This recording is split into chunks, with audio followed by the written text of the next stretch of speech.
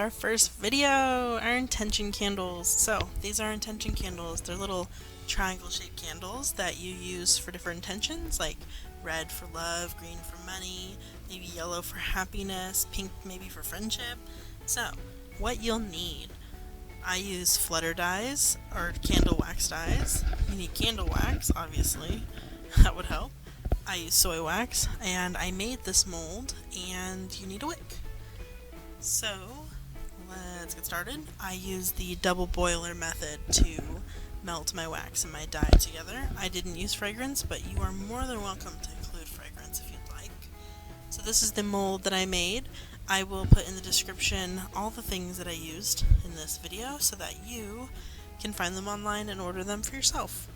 Go ahead and put your wick into your candle mold, and then stick your candle mold in the container you made it in so that it seals it up nice and tight. When you pour in your wax, then it won't spill out, which would be terrible. It would just be messy and harder to pull your mold out.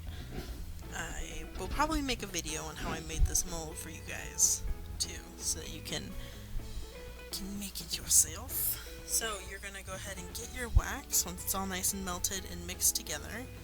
I used black for my intention candle, mostly just because black was like the closest thing in reach when I started melting my wax. Black is good for things like protection. Let's say there is a big layoff happening at your work. Maybe you want extra protection from being laid off. I don't know. So it's okay that you overfill a little, and actually I recommend it. Once it's hardened, you can flake it off anyway, but the wax does tend to shrink as it cools, and therefore will create a little hole at the top, so you'll have to refill that. As you can see, when it hardens, it turns lighter, makes it a little more obvious. So as you can see, it shrunk here. Go ahead and top it off, but don't make a giant mess like I did, because I definitely said the F word here. Yeah, I'm trying to keep this a little PG. So, as you can see here, I'm flaking. This is my favorite thing to do. I'm horrible. I like to pick at wax. But that's okay. I know, nice nails, don't pick at it. Don't pick at it with your nice nails. I can't help it, guys. I can't help it. But anyway, honestly, picking the wax off before you take it out of the mold is a good idea. Just, it's easier to get it out if you get all the excess wax off the top. But that's optional. Totally up to you. But I'm going to do it every time. So, as you can see, I already took it out of the mold. With this kind of mold, it comes out super easily. Just kind of, you gotta wiggle a little bit, but it does pop out all in one piece if you let it dry all the way, which I did not. As you can see, it looks a little messed up. That's because I got a little anxious and took it out early. So don't do that. The time it'll take to harden will vary depending on how large a candle is, how hot the wax is, yada yada, so you'll just have to play with it. But that's up to you to figure out. So anyway, before you light any candles, trim your wick to 1/4 inch-ish. You always want to trim it because it will burn better every time, hopefully.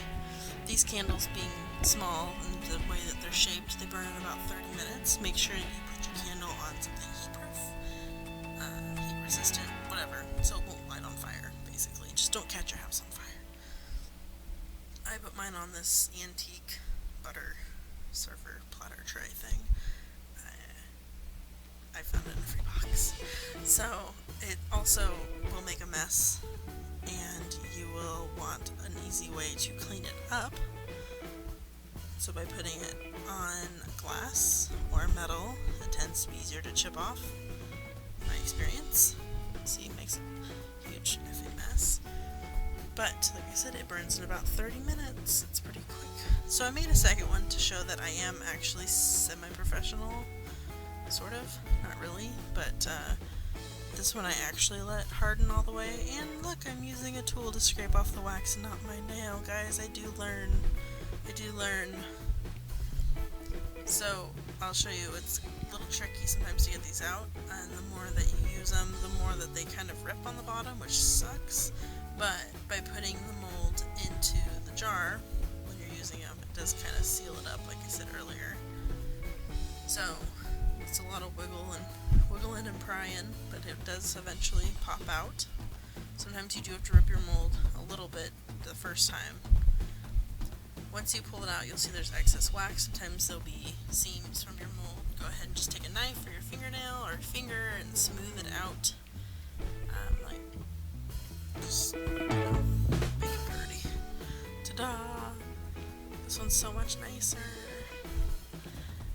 So thanks for watching, guys. Thanks for watching my first YouTube video. Please like, subscribe, comment, whatever, to show that you care.